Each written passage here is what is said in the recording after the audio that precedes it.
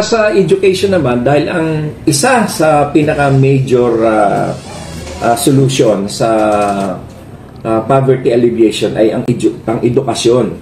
Kasi kung ang mga tao ay mahina ang foundation ng edukasyon, siyempre kulang sila sa skills, kulang sila sa interpersonal relations, sa communication. So ang mangyayari niyan ay hindi sila magkakaroon ng magandang kinabukasan, hindi magkakaroon ng magandang trabaho. Unang-una ay gusto kong batiin si incoming Secretary of Education, si Senator Sani Angara, dahil para sa akin ay siya ay isang magandang the right choice of President Bongbong Marcos.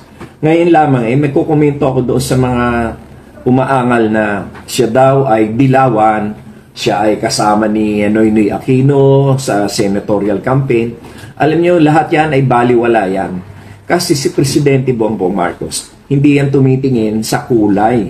Ang tinitingnan niyan ay yung kakayahan at yung hangarin na tumulong sa bayan. At yan naman ay nakita natin kay Senator Sani Angara.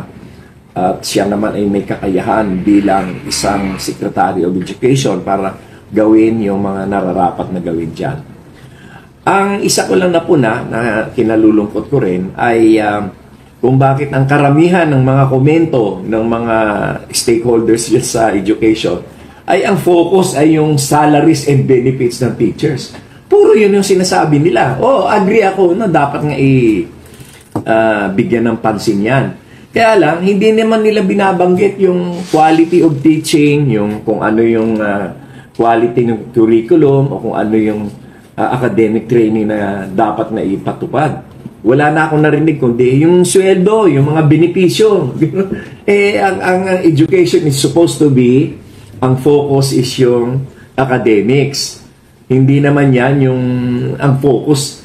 Hindi ang focus ng Secretary of Education ay yung mga sweldo ng teacher. Although, isa yan sa mga aspeto na dapat natingnan. Pero nakakalungkot lang na yun lang ang lagi nilang binabanggit. Sweldo, benepisyo, sweldo, benepisyo. Teka muna, paano yung mga leksyon? Paano yung mga dapat na ituro? Ba't hindi yun yung kanilang tingnan din?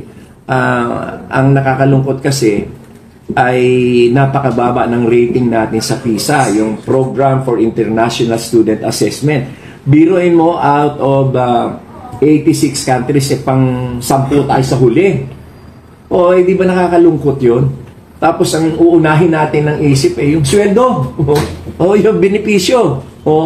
Hindi yung dapat tingnan natin yung mabigyan natin ng quality education yung mga bata.